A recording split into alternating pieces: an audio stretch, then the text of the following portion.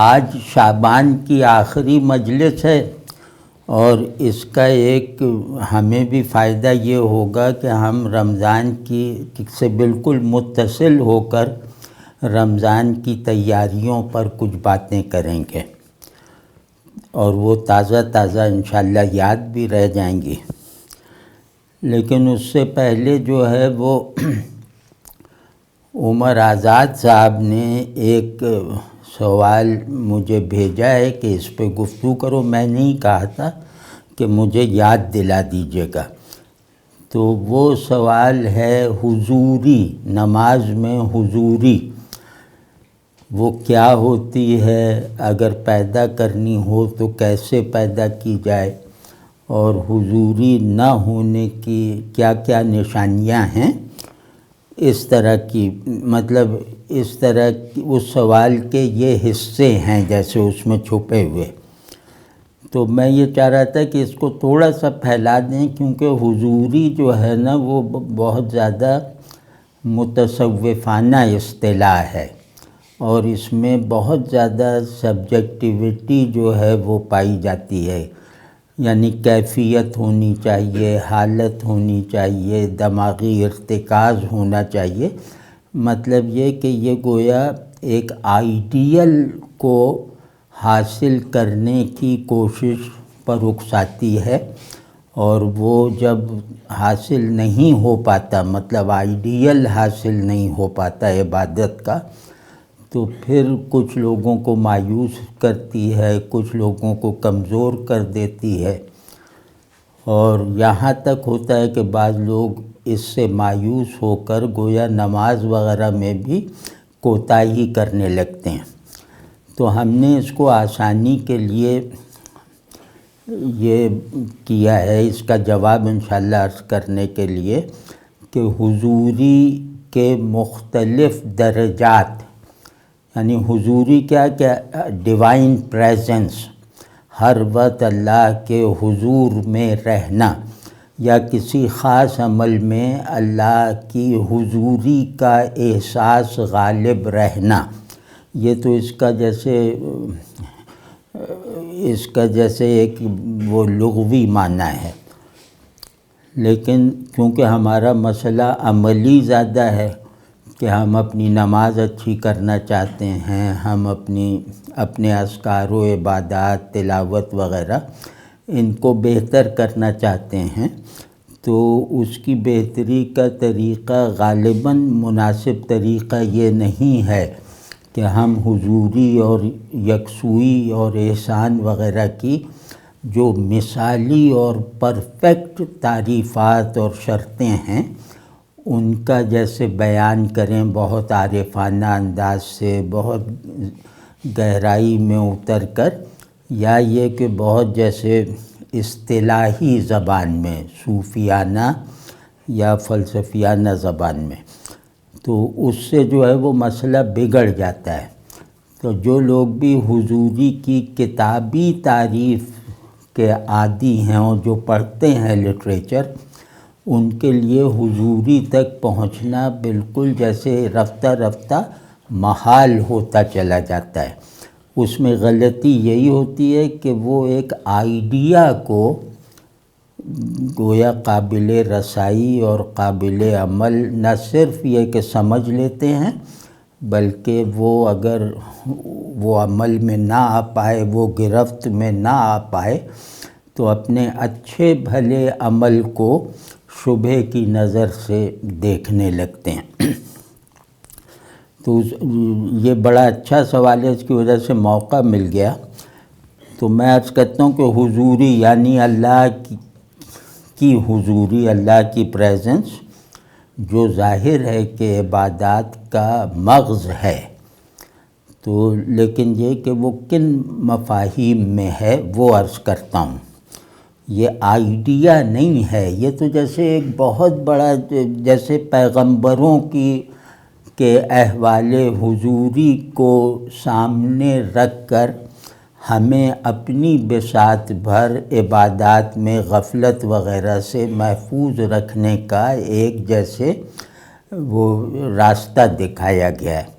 تو ہم پہلے ہی قدم پہ اس پیغمبرانہ فضیلت تک پہنچنے پر اصرار کریں تو اس میں کئی غلطیاں ہیں۔ تو اب ہم یہ سمجھنے کی کوشش کرتے ہیں کہ نماز میں یا عبادات میں یا زندگی کے تمام پہلوؤں میں حضوری کے کیا کیا درجات ہیں عملاً۔ تو اس سے اللہ نے چاہا امید ہے کہ ہمیں کم از کم اتنی مدد مل جائے گی کہ حضوری کے بارے میں ہمارا تصور جو ہے وہ ہماری بساط کے مطابق بھی ہو جائے گا، اور ہم اپنے تصور حضوری کو ہر معاملے میں اپنے اوپر شرط کی طرح عائد کرنے سے گویا محفوظ بھی ہو جائیں گے، کیونکہ بہت بڑا مقصد یہ غیر سنجیدگی اور خود پسندی پیدا کرتا ہے۔ تو اب یہ کہ یہ جو حضوری ہے جو مطلوب ہے اس کے کچھ درجات ہیں۔ اس میں پہلا درجہ ہے جو ضرور ہے کہ ہر آدمی اس کو حاصل کر کے دکھائے، اس میں ناکام رہ جانے کا کوئی عذر نہیں سنا جائے گا۔ وہ درجہ پہلا یہ ہے کہ اللہ سے غافل نہ رہنا، اس کی فرما برداری کے لیے، یعنی ہم اللہ کے احکام پر، اوامر و نواہی پر عمل کر سکیں،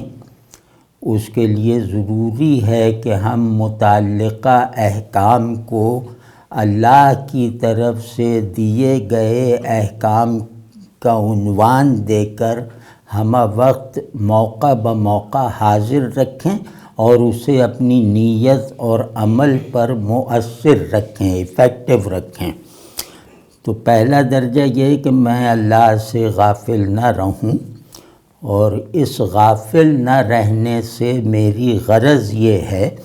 کہ میں اس کی نافرمانی سے بچا رہوں، اس کا فرما بردار رہوں۔ تو یہ ہر ایک پہ فرض ہے۔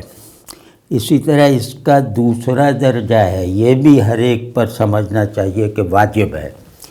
وہ درجہ یہ ہے کہ اللہ کو یاد رکھنا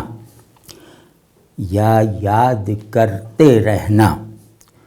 گناہوں پر اکسانے والی غفلت سے بچنے کے لیے۔ اب وہ پہلا جو درجے میں غفلت ہے وہ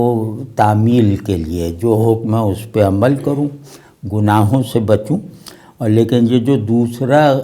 درجہ ہے اس میں غفلت کا مفہوم کچھ جیسے خاص ہو گیا ہے۔ وہ یہ ہے کہ غفلت، ایسی غفلت سے بچتے رہنے کا اہتمام رکھوں جو گناہوں پر اکساتی ہے۔ ایک غفلت سادہ غفلت ہوتی ہے جو موقع پر کسی ممانعت یا اجازت یا وجوب پر عمل نہیں کرنے دیتی، اور دوسری غفلت یہ ہوتی ہے، سلبی ہوتی ہے۔ وہ غفلت یہ ہے کہ وہ گناہوں پر نفس کو بہت کامیابی اور خفیہ انداز سے اکساتی رہتی ہے، اور اس اکسانے کے عمل میں ایک فرحت ایسی ہوتی ہے جو اللہ کی یاد کو ناگوار بنا دیتی ہے۔ تو یہ بھی سب پہ فرض ہے کہ ہم گناہوں کا سبب بننے والی غفلت سے بچنے کے لیے اللہ کو یاد رکھیں، یعنی جب بھی موقع آئے تو ہمارے ذہن میں اس موقع پر یہ دیکھنے کی جیسے ایک روش سی پیدا ہو جائے کہ یہ کہیں گناہ تو نہیں ہے، یہ جو میرا ارادہ، میری خواہش، میرا عمل، یہ کہیں گناہ تو نہیں ہے۔ تو اس مرحلے پر جو چیز مجھے پہلے سے محفوظ رہنے کے لائق بناتی ہے وہ ہے کہ میں اللہ کو یاد رکھوں، یعنی اس کے بارے میں اپنے ذہن میں ایک مرکزی فضا بنانے میں کامیابی حاصل کروں جو اللہ کی یاد سے مخصوص ہے۔ جو اللہ کو یاد کرنے کے لیے مجھے ودیت کیا گیا ہے، اور دوسرا یہ کہ اللہ کو یاد کرتا رہوں، پکارتا رہوں ذکر کی شکل میں، دعا کی صورت میں، خیال بنا کر، غرض کسی بھی طرح، تو ایک اللہ کا یاد رکھنا اور اللہ کو یاد کرتے رہنا، یعنی جب بھول جاؤ اللہ کو یاد کر لو تاکہ میں گناہوں سے بچوں۔ تیسرا درجہ ہے وہ اب جیسے کمالات میں سے ہے، اور یہ ہر آدمی پہ واجب نہیں ہے، وہ ہے ذکر اور عبادات کی کثرت کی بدولت اللہ کا یاد رہنا۔ یعنی ایک آدمی اتنا ہی عبادات کرتا ہے، اتنی نیکیوں میں خود کو جو ہے وہ محو رکھتا ہے، مگن رکھتا ہے، اور اللہ کی خوشنودی کو مقصود بنائے رکھتا ہے، تو وہ اس کی وجہ سے اس کے اعمال میں، یعنی اعمال ذکر و عبادت میں جو کثرت پیدا ہو جاتی ہے، اس کا جیسے اسے ایک انعام مل جاتا ہے، یا اس کے نتیجے میں اس کے نفس کی ایک نئی کنڈیشننگ ہو جاتی ہے، اس کے نفس میں اللہ کو بھولنے والا مادہ کمزور پڑ جاتا ہے، اللہ کو یاد رکھنے والا جوہر قوی ہو جاتا ہے۔ نفس میں یہ دونوں صلاحیتیں اور جہتیں موجود ہیں۔ تو یہ انعام ہے اللہ کا کہ اب اللہ یاد رہتا ہے، اسے رہ کے یاد کرنے اور رکھنے کی وہ والی ضرورت نہیں رہ جاتی جو گناہوں سے بچنے کے لیے ضروری ہے، یا اللہ کی فرما برداری پر ثابت قدم رکھنے کے لیے کارآمد ہے۔ تو اب یہ وہ آدمی ہے جو ذاکر ہے۔ ذاکر کا مطلب یہ کہ اللہ اسے یاد ہے، اللہ اس پر ایسا مہربان ہے کہ اسے خود کو بھولنے نہیں دیتا، یعنی اللہ اس بندے کو معبود کی یاد سے الگ نہیں ہونے دیتا، گویا اس کا پورا نظام یادداشت وہ اللہ کے ذکر سے ہم آہنگ ہو جاتا ہے، اللہ کی یاد سے، جیسے اللہ کی یاد سے نئے سرے سے کنڈیشن ہو جاتا ہے۔ اب اس میں یہ کمالات ہیں۔ کمالات کا پہلا زینہ یہ ہے بندگی میں کمال، یعنی غفلت سے نجات اور گناہوں سے حفاظت کے بعد آدمی کے لیے کمالات کا راستہ کھلتا ہے۔ تو اس کا پہلا پڑاؤ یہ ہے جو میں نے عرض کیا، اور دوسری منزل اس کی ہے، یعنی حضوری کا چوتھا درجہ احسان ہے، جو حدیث احسان میں آیا ہے کہ اللہ کی عبادت اس طرح کرو جیسے تم اسے دیکھ رہے ہو، اور ظاہر ہے کہ دیکھ تو سکتے نہیں، تو وہ تو تمہیں یقیناً دیکھ ہی رہا ہے۔ تو اب احسان میں شوق کے پہلو کا تقاضا یہ ہے کہ ہم پہلی شرط پوری کریں کہ جیسے ہم اللہ کو دیکھ رہے ہیں، یعنی اللہ کو اگر دیکھ لیتے تو اس کے آگے کیسے اس کی عبادت کرتے، اس فضا میں پہنچا کے نماز ادا کرتے ہیں۔ یہ بہت بڑے لوگ ہوتے ہیں، یہ شوق والے ہوتے ہیں، یعنی اللہ سے محبت ہے تو یہ چیز ممکن ہوتی ہے۔ یہ مفروضہ جو ہے وہ احوال اور احساسات پیدا کرتا ہے، عبادت کو اس کی نہایت اعلیٰ درجے کی روح فراہم کر دیتا ہے، اور عبادت کے حقیقی ترین معانی کا انکشاف کر دیتا ہے۔ تو اب یہ تو بہت ہی بڑے لوگوں کا کام ہے، تو ہم ایسوں کے لیے اللہ ہمیں پہنچا دے، پہلے تو پہنچ جائیں، پھر ہم ایسوں کے لیے یہ ہے کہ بھئی اتنا یقین رکھنے میں کون سا بہت مجاہدہ کرنا پڑے گا اور کون سا عاشق بننا پڑے گا۔ اتنا یقین رکھو کہ اللہ تو تمہیں دیکھ ہی رہا ہے، اس میں شک کی تو ہمارے لیے کوئی، ہماری نماز اچھی ہو یا بری، نمازی کو اس پر تو شک ہو ہی نہیں سکتا کہ اللہ مجھے دیکھ رہا ہے، تو اللہ کی نظر میں ہونے کا احساس اگر جو ہے وہ غالب رہے دوران صلات میں، دوران عبادات میں، تو وہ بھی احسان ہے، اور یہ بھی کمال ہے۔ مطلب یہ بھی ہر آدمی کے بس کی بات نہیں ہے، یہ بھی کمال ہے۔ یہ ایک احسان، ایک ایسا کمال ہے جس کے دو اجزاء ہیں، وہ عرض کر دیے۔ ایک کامل بنے ہوئے لوگوں کے لیے ہے، دوسرا کامل بننے کی طلب رکھنے والوں کے لیے ہے۔ تو اس پر اللہ پہنچا دے۔ تو پانچواں درجہ جو ہے وہ ہے یکسوئی، انابت، اللہ کی طرف کسی رکاوٹ کے بغیر یکسو رہنا، اللہ کی طرف بے خلل یکسوئی،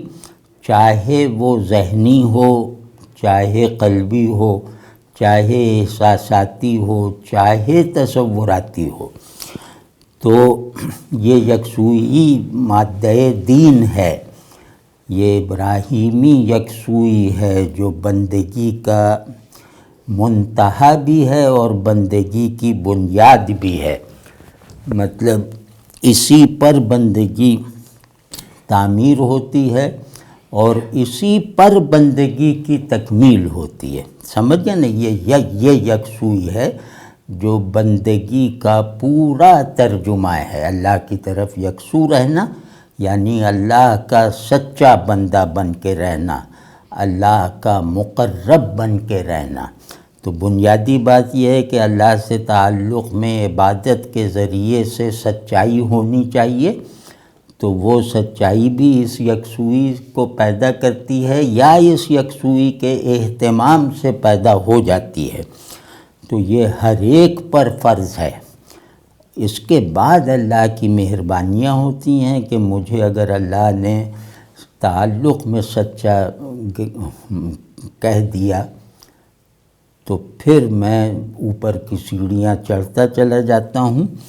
اور یہاں تک کہ بندگی کا جو آخری درجہ ہے، یعنی بندگی کی حقیقت کا جو آخری درجہ ہے، ذہنی طور پہ بھی، قلبی طور پہ بھی اور ارادی طور پہ بھی، وہ مجھے نصیب ہو جاتا ہے۔ وہ ہے ابراہیمی یکسوئی، کہ میری اس یکسوئی میں میری کوئی بھی سچویشن،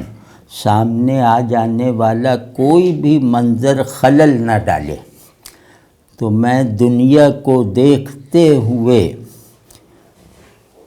جو ہے وہ اللہ کی طرف یکسو رہوں، اور یہ ساری دنیا اور اس کے سارے مناظر جیسے ٹرانسپیرنٹ شیشے کی طرح ہوں، کہ جس چیز کو بھی دیکھ رہا ہوں نظر اللہ پہ رک رہی ہے، تو میرے دیکھنے کا، میرے سوچنے کا، میرے محسوس کرنے کا ہر عمل کسی فوری آبجیکٹ پر، ہنگامی چیز پر نہ رکے، ہر عمل، میری ہر حرکت، سبجیکٹو حرکت، یہ اللہ کی طرف یکسو رہتے ہوئے اپنی عارضی مرادات کو حاصل کرنے یا نہ کرنے کے حال میں رہتے ہوئے اللہ کی طرف یکسو رہنے کا ایک اظہار اور ایک عمل بن جائے۔ تو اس کی آسان پہچان یہ کہ ہر خیال اللہ کو یاد دلائے، ہر مشاہدہ اللہ کو جیسے دیکھنے والا بننے کا شوق پیدا کرے، اور میرا مطلب سیدھی بات، ایک دماغ، آنکھ، دل، کسی کی بھی کوئی حرکت اپنے ہدف کی طرف ہے، فوری ہدف کی طرف، تو اس ہدف تک پہنچ جانے کے بعد بھی وہ حرکت جاری رہے، اس ہدف کو اللہ کی طرف لے جانے والی سواری بنا کر۔ تو جو یہ نہیں کرتا وہ کامل نہیں ہے۔ جیسے سیدنا صدیق اکبر رضی اللہ تعالیٰ عنہ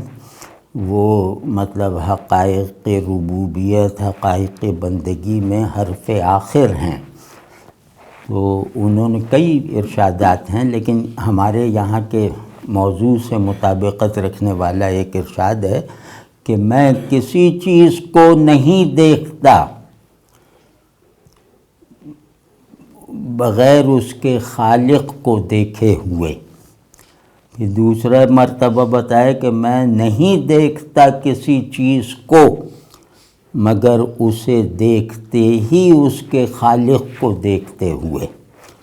اور میں کسی بھی چیز کو جب دیکھتا ہوں تو اس کے خالق کو اس کے ساتھ اس پر غالب دیکھتا ہوں۔ اب یہ تین پرسپیکٹیو یکسوئی کے اس امت میں یکسوئی کی معراج پانے والی ہستی بیان کر رہی ہے نا، یعنی گویا تجربہ ہے۔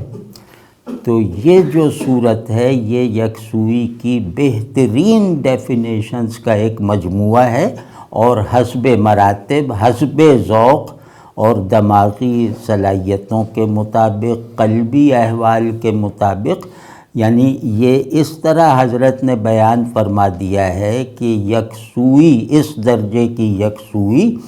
وہ ہر ایک کے لیے ممکن ہو جائے۔ اب ان میں سے جو ذریعہ بھی اختیار کرنا چاہیں، 2-4 دن تکلف سے اختیار کر کے دیکھیں، تو اللہ نے چاہا تو وہ یکسوئی ایک عقلی طمانینت اور قلبی اطمینان اور ایک ارادی جو ہے وہ کشش کے ساتھ پیدا ہو جائے گی، چاہے ان تینوں فیکلٹیز میں مجھ پر کوئی ایک غالب ہو، آپ پہ کوئی دوسری ہو، لیکن ہم سب اپنے اپنے پہ اپنا اپنا پیالہ بھروا لیں گے۔ تو یہ جو یکسوئی ہے یہ پوری بندگی ہے، پورا دین ہے۔ تو اس یکسوئی کی 3 قسمیں ہیں، یہ بہت ضروری ہے۔ اس سے بے خبر رہ جانے سے لوگوں کو بلا وجہ اپنی نمازوں اور عبادتوں پہ شبہ ہو جاتا ہے۔ تو یہ اگر قسمیں معلوم ہوں تو انشاءاللہ ہم لوگ ہماری ٹوٹی پھوٹی نمازیں بھی انشاءاللہ ہمارے اندر مایوسی نہیں پیدا ہونے دیں گی۔ کہ ایک قسم ہے حصی یکسوئی، یہ پیغمبروں اور پیغمبروں کے ورثہ کے علاوہ کسی کو نہیں نصیب ہوتا، نہ ہو سکتا ہے اور نہ اس کا طالب بننا چاہیے۔ یہ بہت تکبر کی بات ہے، یہ اپنی اوقات نہ سمجھنے کی بات ہے، یہ بندگی کے بنیادی حال کے خلاف ہے، یعنی عاجزی۔ تو حصی یکسوئی وہ ہے، نبیوں کو ہے کہ بھئی ان پہ غیب کھل جاتا ہے، اور وہ جو بھی اللہ سے تعلق کے جتنے بھی آداب ہیں، جتنے بھی اقدار ہیں، جتنے بھی آئیڈیلز ہیں، وہ سب نبی میں ایکچوالائز ہوتے ہیں۔ تو حصی کا مطلب ہے کہ کسی بھی تصور کو اس کی تصدیق تک پہنچا دینا، تو وہ ہمارے بس کی بات بھی نہیں ہے، اور ہم اس کے مکلف بھی نہیں ہیں، اور یہ وحی کے بغیر نہیں ہو سکتی، اور یا جس پر وحی اترتی ہے اس کی براہ راست تربیت کے بغیر نہیں ہو سکتی۔ تو اس کی دوسری قسم ہے ذہنی یکسوئی، کہ میرا ذہن یکسو ہے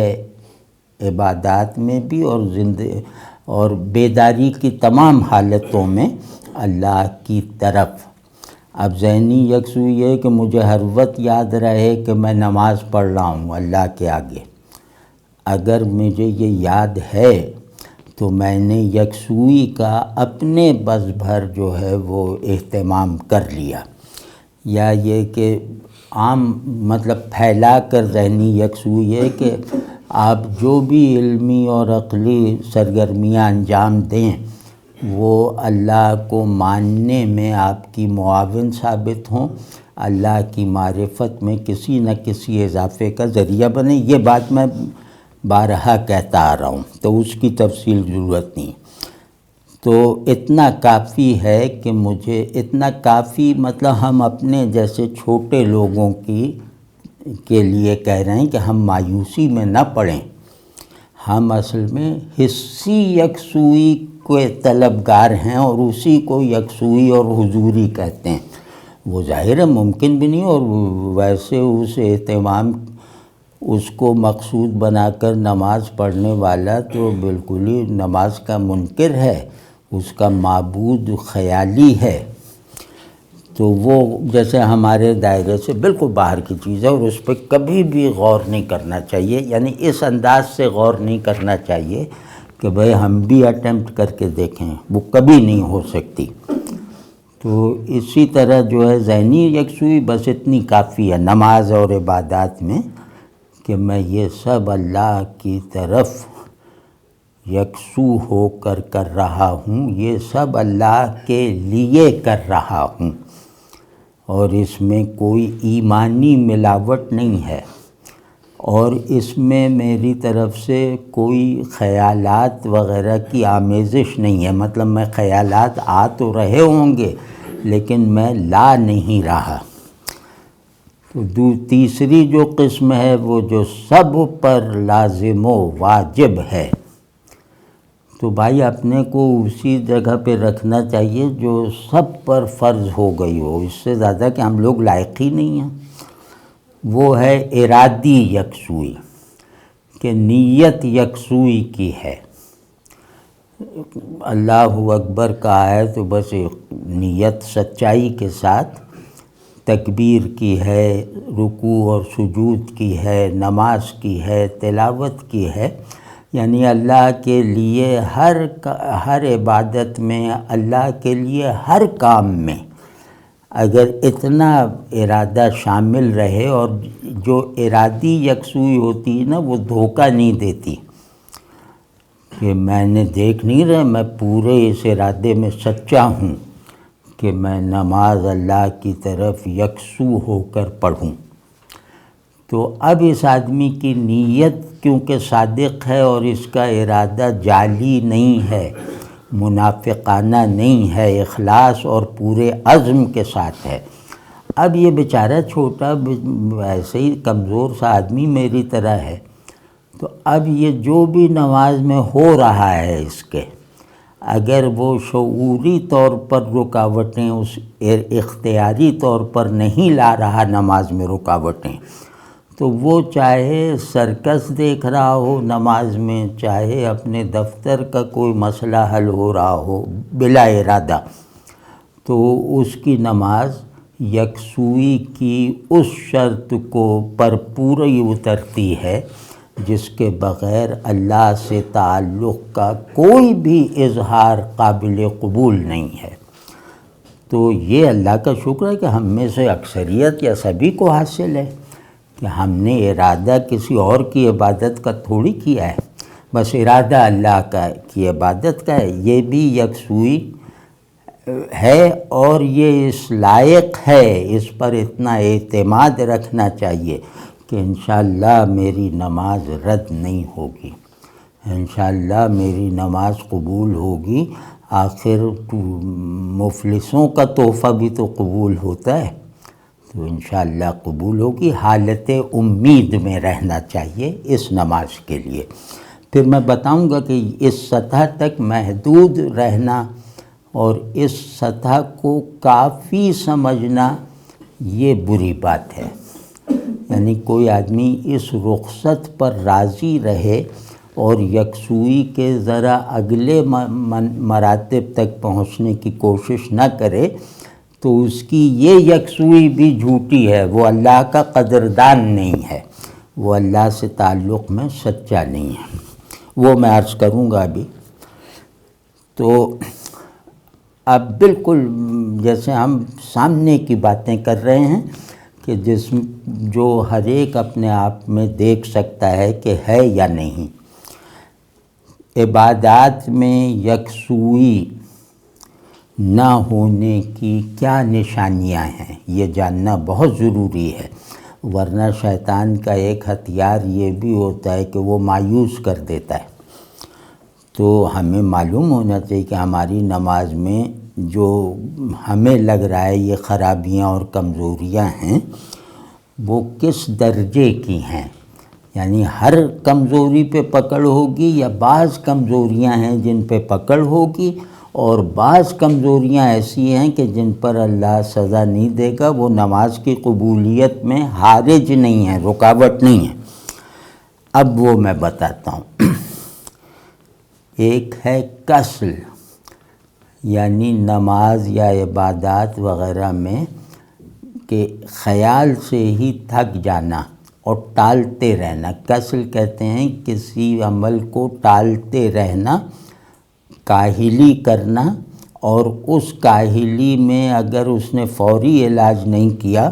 تو اس کاہلی میں بیزاری شامل ہو جاتی ہے۔ مطلب ایک آدمی نماز کا وقت بہت اوپر تک لے جا رہا ہے اور ایسے ہی انگڑائیاں لے رہا ہے، کبھی کوئی کام نکال لیتا ہے، کوئی فائل کھول لیتا ہے، حتیٰ تک کوئی تفسیر ہی کھول لیتا ہے اور دیکھتا رہتا ہے بس سورج ڈھلنے والا ہو تو عصر جلدی سے کھڑے ہو کے پڑھ لوں، تو یہ تو منافق ہے۔ مطلب حدیث شریف میں اس آدمی کو منافق کہا گیا ہے۔ تو کسل نفاق پیدا کرتا ہے۔ تو اس کا مطلب کہ آپ کو بس بیزاری سی ہے، 2-3 مرتبہ اس طرح کا بہانہ بناتے رہیں، چوتھے دن اذان بھی بری لگنے لگے گی، یعنی کہ مغرب کی اذان بری لگنے لگے کہ یار ابھی تو عصر پڑھی ہے، اور اب مغرب میں تو مسئلہ یہ ہے کہ جلدی پڑھو، تو وہ بری لگنے لگتی۔ تو دوسری ہے جلد بازی، یعنی نماز کو اتنی جلدی پڑھنا کہ خود جو پڑھ رہا ہے اس کو لفظ لفظ سن نہ سکے۔ آپ سمجھ رہے ہیں نا کہ مثال تو تلاوت اتنی تیز کرنا کہ قرآن کی بے ادبی ہو جائے اور خود اپنے لیے وہ ناقابل فہم سماعت ہو کہ میں جو لفظ ادا کر رہا ہوں جلدی وہ لفظ میرے اپنے کان سننے سے عاجز ہیں، اور یہ کہ رکوع سے اٹھے تو پورا اٹھے بغیر سجدے میں چلے گئے، سجدے میں گئے تو پورا مطلب کمر سیدھی کیے بغیر دوبارہ سجدے میں چلے گئے، تو وہ جلد بازی ایسی ہوتی کہ دیکھنے والا بے نمازی بھی یہ کہے کہ تم خراب نماز پڑھ رہے ہو، وہ دیکھنے والے کو بھی نظر آتی ہے۔ یہ بھی نماز کا انکار ہے اور بہت خطرناک ہے، تو اس کی نماز ہی نہیں، اس کی کوئی نیکی قبول نہیں ہوگی۔ جو نماز کی ایسی ناقدری کرے اس کی سب نیکیاں ایسے ہی ہیں، بے اصل ہیں۔ تو یہ دو تو انتہائی خطرناک ہیں، یہ نفاق ہے۔ تیسری جو خرابی ہے جس کا علاج کیا جا سکتا ہے اور کیا جانا ضروری ہے فوری طور پر، کہ اگر مجھے یہ معلوم ہو جائے کہ میرے نماز کی نیت باندھتے ہی خیالات کی ایک یلغار ہو گئی ہے، جو اکثر لوگوں کو اس کا تجربہ ہے، تو ان خیالات میں کوئی خیال جو ہے وہ میرا پسندیدہ نہیں ہے، وہ گزرتا جا رہا ہے، کہ بیچ میں اچانک ایک خیال ایسا آیا کہ میں امریکہ چلا گیا ہوں، وہاں کہیں کا CEO بن گیا، یا جو بھی میری پسند کی چیز ہے وہ بن گیا۔ اب وہ خیال آیا تو صحیح، لیکن میں نے اب اس سے لذت لینی شروع کر دی اور اسے طول دینا شروع کر دیا کہ اب اس کے بعد کوئی خیال نہیں آ رہا۔ یہ خیال اپنے ڈیوریشن میں پہلے گزر جانے والے خیالات کی طرح نہیں ہے۔ تو 10 خیالات اگر اپنی ڈیوریشن میں ایک ہوں، مطلب سلائیڈ ایک خاص رفتار سے چل رہی ہے، تو وہ بلا اختیار آنے والے خیالات ہیں۔ لیکن اگر یہ ہو کہ روک کے وہ ریوائنڈ کرنے والا منظر ہو، تو پھر یہ آپ کا اختیار اس میں شامل ہے۔ اور یہ نماز بھی مطلب اس کے بارے میں ہم کہہ سکتے ہیں کہ خود سے لائے ہوئے خیالات میں تو مطلب تھوڑی یا زیادہ دیر کے لیے منہمک رہنا حالت نماز میں، اس نماز کو خود نمازی قابل قبول نہیں سمجھے گا، یعنی ایسی نمازیں یقیناً رد کی جائیں گی، خود نمازی یہ بات جانتا ہے۔ تو یہ بہت خطرناک بات ہے، اور افسوس یہ کہ مطلب اچھے خاصے لوگ اس خرابی میں مبتلا ہیں اور اس کا ازالہ کرنے کی کوشش کیے بغیر نمازیں پڑھے چلے جا رہے ہیں۔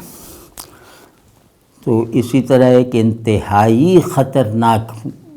بیماری ہے، وہ جلد بازی اور کسل کے تحت آنی چاہیے تھی، ہم نے ترتیب میں تھوڑی غلطی کر دی۔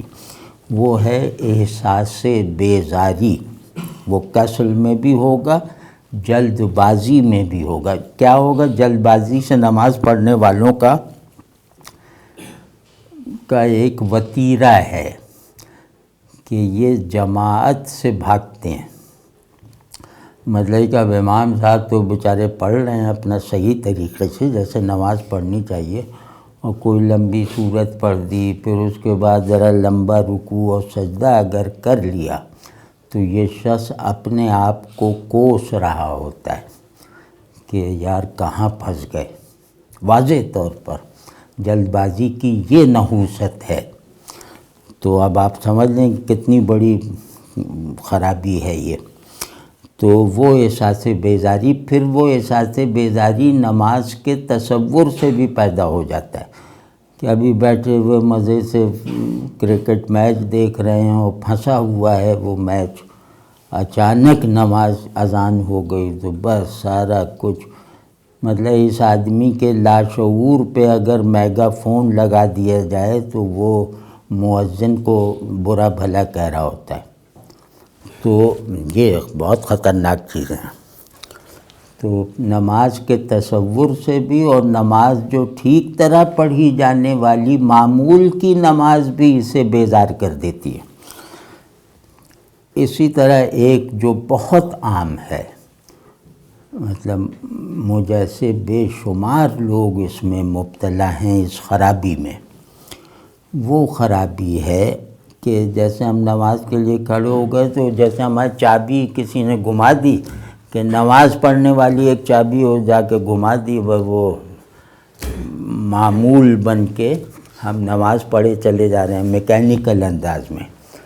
تو نہ معلوم کہ ہم نے کیا پڑھا، نماز ختم ہوتی تو ہمیں یہ نہیں اندازہ ہو پاتا کہ ہم نے اس نماز میں کون سی صورتیں پڑھی ہیں۔ تو کچھ نہیں، بھولنے کی بھی عادت پڑ جاتی ہے۔ تو یہ جو مشینی طریقے سے نماز اور عبادات ہیں، جو مطلب کسی بھی طرح کا کوئی کانشس عمل نہیں رہنے دیتی نماز کو، اور اس میں شوق وغیرہ کی سرے سے کوئی گنجائش نہیں رہنے دیتی۔ بس پڑھتا جا رہا ہے، وہ کھڑا ہو گیا اللہ اکبر کہہ کے، وہ سلام پھیر کے اسے یاد آیا کہ ہاں نماز پڑھ لی۔ دوران نماز میں اسے یاد نہیں ہے کہ میں نے نماز پڑھ لی ہے، میں نماز پڑھ رہا ہوں۔ تو یہ بھی مطلب بہت ہی ناقدری، بہت اللہ سے تعلق میں کمزوری کی بہت ہی بڑی نشانی ہے۔ تو اس سے مطلب اس طرح بچنا چاہیے کہ یہ نماز بھی منہ پہ نہ مار دی جائے۔ تو پھر ایک علامت جو بہت واضح سادہ سی ہے اور اس کا علاج بھی فوری طور پر ہر نمازی کے لیے ممکن ہے، وہ ہے کہ دوران نماز میں، وہ دوران تلاوت میں کہہ لیں، دوران ذکر میں کہہ لیں، لیکن نماز ذرا ایک زیادہ ٹھوس اور زیادہ ہونے والا عمل ہے۔ تو اگر نماز پڑھتے ہوئے نماز اچھی کرنے کی کوششیں نہیں ہو رہیں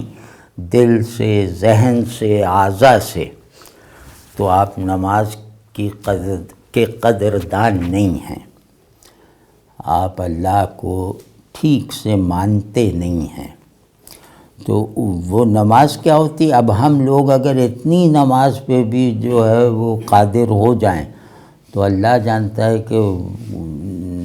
نماز قبول تو ہوگی۔ وہ چاہے اللہ فرشتوں کو تحفے کی طرح لانے کی اجازت نہ دے، لیکن بس دور سے دکھا کہ ہاں ٹھیک ہے اس کو بھی رکھ دو قبول کرنے میں۔ تو وہ یہ ہے کہ ہم نماز کے دوران میں ہر لمحے اور ہر کلمے کو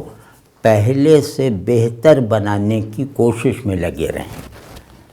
تو جیسے سورہ فاتحہ پڑھی، الحمدللہ پہلی آیت پڑھ کے پھر دوسری آیت میں زیادہ یکسوئی اور شوق یا جو بھی ہم سمجھتے ہیں کہ اس سے بہتر انداز میں پڑھوں، تو ہر اگلی آیت کو پچھلی آیت سے بہتر انداز میں پڑھنے کی کوشش، یہ بہت مفید ہے۔ اسی طرح رکوع میں گئے تو ہر تسبیح کو وقف کر کے، اسی لیے کہنا چاہیے کہ سبحان ربی العظیم، اب یہاں وقف کریں تو اس وقف کا فائدہ یہ ہوتا ہے کہ ہم دوسری مرتبہ جب یہ کہیں گے تو پہلی سے بہتر بنا کے کہیں گے، تیسری مرتبہ کہیں گے تو دوسری سے بہتر بنا کر کہیں گے، اور یہ بالکل نیچرل ہے کہ ہم نماز اللہ کو خوش کرنے کے لیے پڑھ رہے ہیں، تو ہر چیز بہت پہلے سے بہتر ہونی چاہیے۔ اور رکوع کر لیا تو اب فکر ہو گیا سجدہ اس سے اچھا ہونا چاہیے، دوسرے سجدے میں گئے تو پچھلے سے بہتر ہونا چاہیے، یعنی پچھلے کو ناقص جانے بغیر اس سے بہتر ہونا چاہیے۔ تو اب آپ سوچ لیں کہ پوری نماز لفظ سے لفظ بہتر بنانے کی کوشش، ایک رکن سے دوسرے رکن کو زیادہ اچھا بنانے کی کوششوں میں کتنی آسانی سے مکمل ہوگی، اور بہت آسانی سے۔ تو بھائی یہ ہے وہ چیز جس پر ہمیں اٹیمپٹ کرنی چاہیے، اور اس سے باہر کے جو تصوراتی چیزیں ہیں وہ بہت بڑی ہیں، ظاہر ہے وہ سب بہت بڑی ہیں، ان پر فی الحال توجہ نہ دیں۔ اس میں ایک عجیب دو لختی پیدا ہو جائے گی کہ آئیڈیلز بڑے ہیں، عمل میں تو ظاہر ہے وہ آ ہی نہیں سکتے، تو عمل کو بہتر بنانے کی کوششیں رک جائیں گی کہ بس ہمارا آئیڈیل دیکھو نا، ہم سے پوچھو کہ نماز میں یکسوئی کسے کہتے ہیں، ابھی ایک تقریر کریں گے۔ تو آئیڈیل ہماری گرفت میں ہے، ایکچولائز وہ ہو ہی نہیں سکتا، تو ہمیں کیا پڑے گا ہم اسے ایکچولائز کریں۔ تو اب ایک دو لختی پیدا ہو جاتی کہ ایک مفروضہ بندگی ہے اور ایک عملی بندگی ہے، یہ دونوں متضاد بن جاتی ہیں، اس کا ہمیں پتہ بہت دیر سے چلتا ہے پھر۔ تو بس اتنا کر لیں کہ نماز میں بہتری کی کوشش کریں، اور اس کا جیسے وہ کیا نام ہے، ہاں، اور ایک علاج کے طور ایک علاج اور بھی ہے، اللہ اس کو کامیاب بنائے، اللہ اس کو مطلب مؤثر بنائے۔ وہ کچھ علاج ہیں کہ آپ اس پر ذرا سا حساس رہیں، خبردار رہیں، تو انشاءاللہ یکسوئی نصیب ہو جائے گی، نجات دلوانے والی یکسوئی تو یقیناً نصیب ہو جائے گی۔ کہ ذکر و تلاوت میں بے دھیانی، اب یہ علامت بتا رہا ہوں کہ یکسوئی نہ ہونے کی قابل مذمت اور خطرناک نشانیاں کچھ یہ بھی ہیں۔ اس میں ہے بے دھیانی، غائب دماغی میں پڑھے جا رہے ہیں، بے حسی یعنی جو پڑھ رہے ہیں اس کا کوئی اثر ہی نہیں محسوس کر رہے ہیں، اور خلاف معمول تھکن، کہ وہ جا کے جمناسٹک کرنے کے میں وہ تھکن نہیں ہے، یہ نماز میں تھکن آ گئی، یعنی یہ خلاف معمول تھکن ہے، جو اگر بگڑ جائے تو کسل بن جاتی ہے۔ بے شوقی، کہ مجھے اللہ کو راضی رکھنے کا شوق نہیں ہے، مجھے اللہ کی پسندیدہ ترین چیزوں کو انجام دینے میں کوئی کشش نہیں محسوس ہو رہی، تو میں جھوٹا ہوں، اور ڈر ہے کہ منافق بھی ہوں۔ تو اللہ اور میرے درمیان کچھ نہیں ہے، اور ایک اوپن ہے سب کچھ، کہ چلتے چلے جاؤ اللہ تک پہنچ جاؤ گے، ایک رکعت میں ہی پہنچ جاؤ گے، تو میں اس پہ نہ کروں کچھ، تو یہ خطرناک نشانی ہے، اور اس سے ایمان، نمازی نہیں ایمان مشتبہ ہو سکتا ہے۔ تو اسی طرح بے شوقی بھی نہیں ہے، غائب دماغی ہے، تو دل و دماغ کا حاضر نہ رہنا، یہ پوری بات ہے، پچھلی باتیں اس میں جمع ہیں کہ دل بھی حاضر نہیں ہے نماز پڑھتے ہوئے، دماغ بھی حاضر نہیں ہے، اور بس ایک حالت خواب میں پڑھ کے فارغ ہو جاتے ہیں۔ تو اب یہ جو ہیں، یہ میرے خیال میں موٹی موٹی علامتیں یہ ہیں، ہم سب کو اس فہرست کے مطابق اپنی اپنی عبادات کو دیکھنا چاہیے، اور پھر اگر ان میں سے کوئی خدا نخواستہ مجھ میں یا آپ میں پائی جائے تو اب اس کو جو ہے وہ ہمیں یکسوئی کی علامتوں کی روشنی میں ٹھیک کرنا چاہیے، کہ ہمیں دوا معلوم ہو یا ہمیں یکسوئی کی علامتیں اگر معلوم ہو تو یکسوئی نہ ہونے کی نشانیوں پر قابو پانا آسان ہو جاتا ہے۔ تو اس پہلو سے میں عرض کر رہا ہوں کہ یہ علاج بھی ہے، اور جس کو نصیب ہے وہ اللہ کے فضل سے اس کی طرف یکسو بھی ہے، کہ عبادات کو لمبا کرنے کی خواہش، نماز کو طول دینے کا جذبہ، چاہے پھر مختصر پڑھے کسی وجہ سے، لیکن اس کی مختصر نماز میں ایک کھٹک سی رہ جائے اس کے کہ یار جو جیسا پڑھنا چاہ رہا تھا وہ تو پڑھ ہی نہیں پایا، تو لیکن شکر ہے کہ فلاں وجہ سے نہیں پڑھ پایا، اور وہ وجہ اللہ ہی کا کوئی حکم ہے، ٹھیک ہے۔ دوسرا ہے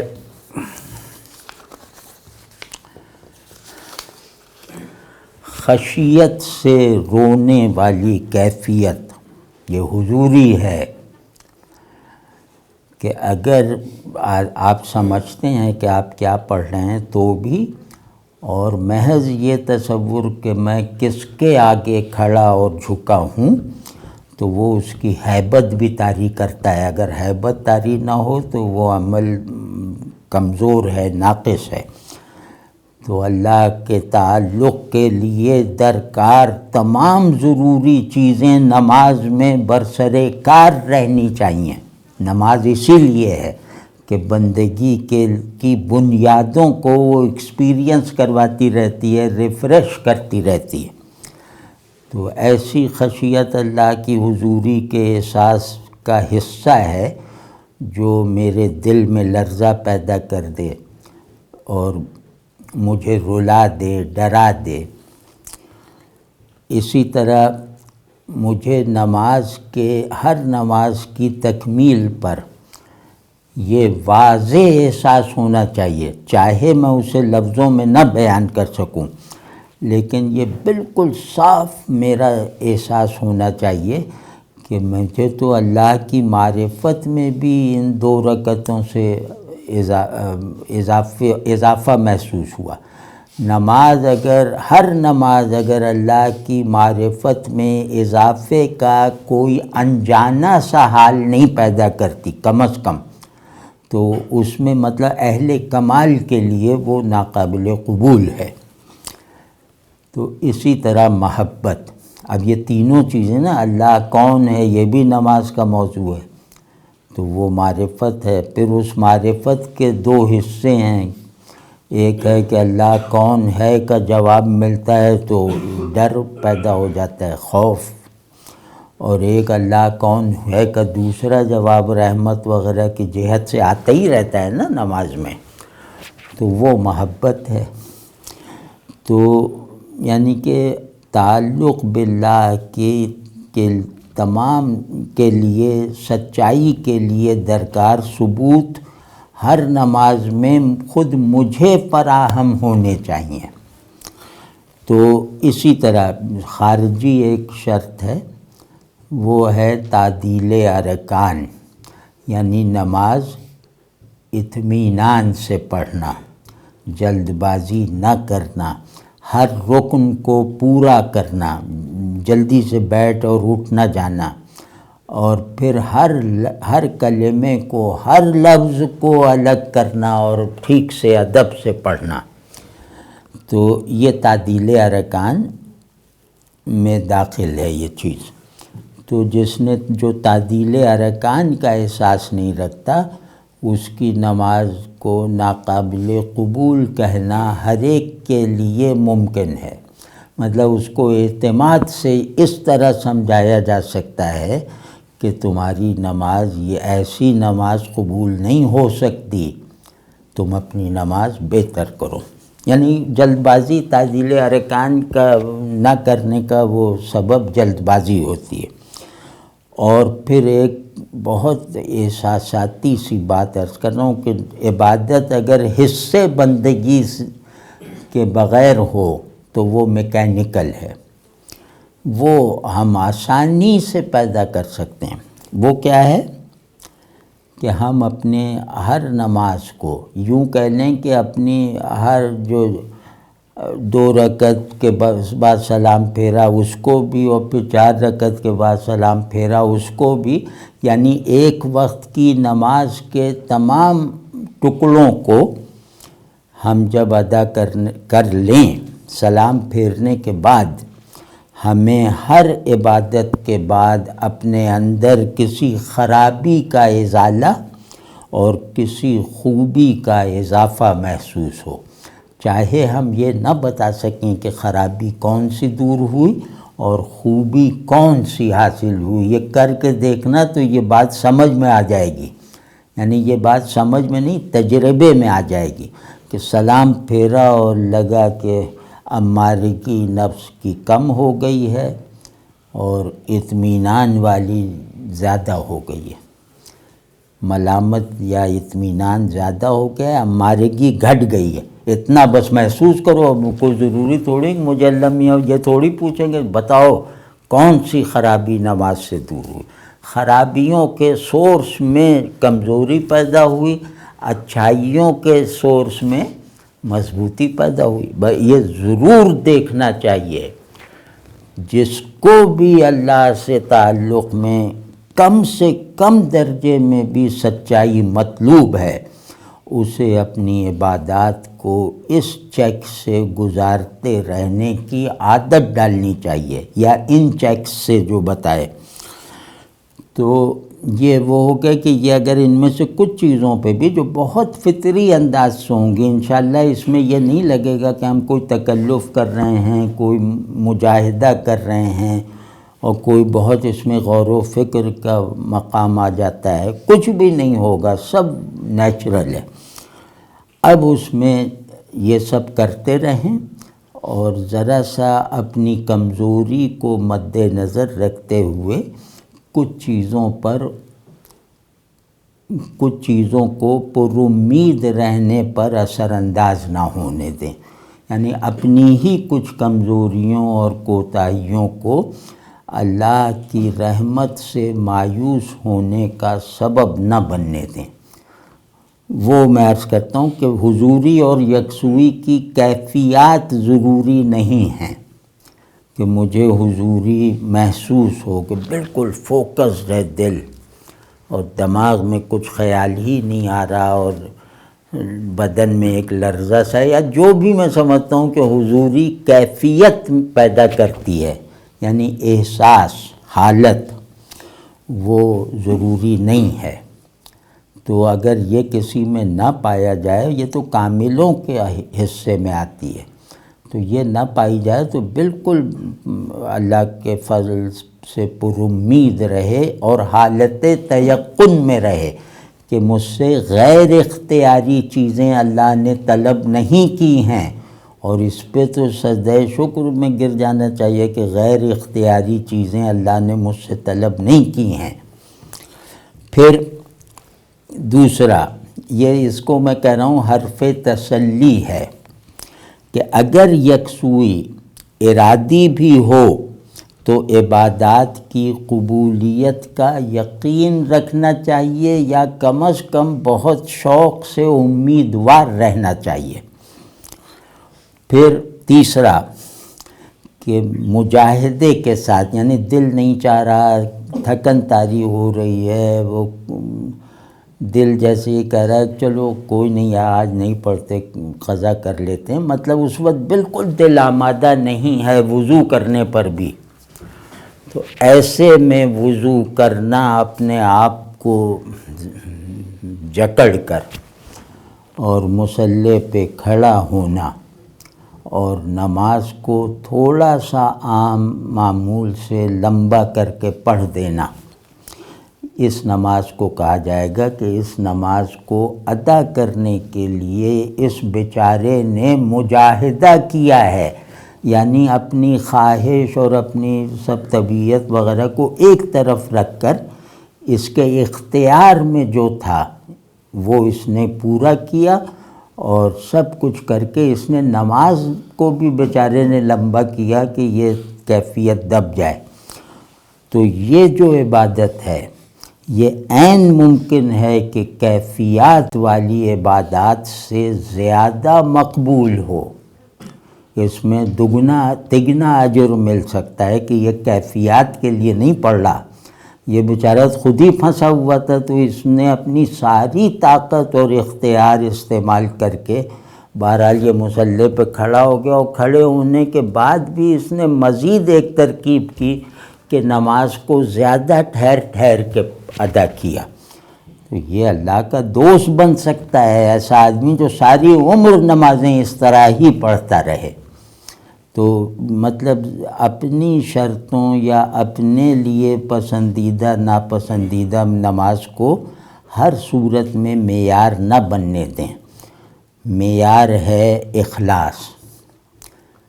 کہ میں اس بات میں میری نیت خالص ہے، میرا ذہن مخلص ہے، میرا دل جو ہے وہ پوری صادق ہے کہ میں یہ سب کچھ اللہ کے لیے کر رہا ہوں، بس اتنی یکسوئی واجب ہے، فرض ہے، اس کو پوری طرح سے جیسے ایکسرسائز کرتے ہوئے انشاءاللہ اس سے اگلے درجات بھی نصیب ہوتے چلے جائیں گے۔ تو اللہ مجھے اور آپ کو سب کو یہ والا بھی، اور آگے ذرا سا تھوڑا اچھا ہے ہمیں اور اوپر اٹھا دے، اس کے ہاتھ میں سب کچھ ہے، ہم ذرا سا یہ شوق پیدا کر لیں کہ یار کمال بھی تو حاصل کرنا چاہیے، تو پھر اس سے شوق پیدا ہوگا کمالات کا، اپنی اوقات میں رہتے ہوئے کمالات کی تمنا کرنے کا شرف حاصل ہوگا، اور دعوے سے بچیں گے اس سے، اور ظاہر ہم ہیں کس کام کے، مطلب اتنا بھی ملا تو چلو اللہ کی مہربانی کہ جہنم میں جانے سے بچ جائیں، لیکن پھر آگے تھوڑا سا ایک شوق بھی ہوتا ہے کہ یا اللہ تھوڑا اور آگے بڑھا دیجئے، تو تھوڑا اور آگے، بس یہ ہر نماز میں عملاً ہونا چاہیے، یا اللہ تھوڑی اور اچھی کر دے، تھوڑا اور آگے بڑھا دے۔ تو بچوں کی طرح یہ کوئی بہت زیادہ وہ مذاکراتی عمل نہیں ہوتا، یہ کوئی بہت سنجیدہ ہو کر کرنے والی کوششیں نہیں ہیں، اللہ سے بے تکلفی سے چاہو، بچوں کی طرح چاہو، ہم اللہ کے عیال ہیں، تو اس سے کہہ رہے ہیں کہ ہم تو نماز ہی کے قابل نہیں، تو ہماری قابلیت اگر ہم دیکھنے بیٹھ جائیں تو ہم تو ایمان کے بھی لائق نہیں ہیں، تو یا اللہ یہ سب ہماری نالائقی کے باوجود ہمیں دیا نا اپنے، تو چلیں اور بھی نالائقیاں ہیں ان کو بھی نظر انداز کر کے ہمیں تھوڑا کمالات بھی عطا فرما دیجئے، کیونکہ کمالات کے بغیر ہمارے اندر احساسات نہیں پیدا ہوں گے، یہ ہمیں معلوم ہے، تو دل تو چاہتا ہے نا کہ احساس ہوں، احوال ہوں، جذبات ہوں، اور ایک حسی سی حضوری ہو، یعنی نبیوں کی سنت عبادت کی کچھ چھینٹیں ہم پہ پڑ جائیں، تو اللہ یہ سب خواہشیں پوری بھی کر دے، اور ہمیں اپنے آپ کو کچھ بھی مطلب دوسروں سے ممتاز سمجھنے کی طبیعت سے ہمیشہ کے لیے محفوظ رکھے۔ دنیا میں عبادت اور اخلاص میں سب سے زیادہ بڑی رکاوٹ جو شرک کے درجے کی رکاوٹ ہے وہ یہ ہے کہ میں دوسروں سے بڑا بننے کے لیے یہ کر رہا ہوں، یا میں اصل میں مستحق ہوں کمالات کا۔ جس نے بھی استحقاق بنایا کمالات کو، وہ بس گیا، وہ نقص کے بھی قابل نہیں رہ جائے گا۔ چلو ہم نقائص میں ہیں، یہ سب کر تو رہے ہیں نا، وہ اس کے بھی لائق نہیں رہ جائے گا۔ تو اللہ ہمیں اپنی بساط کو، اپنی اوقات کو ہر وقت نظر میں رکھنے کی توفیق دیتے ہوئے ہمیں کمالات بندگی نصیب فرمائے۔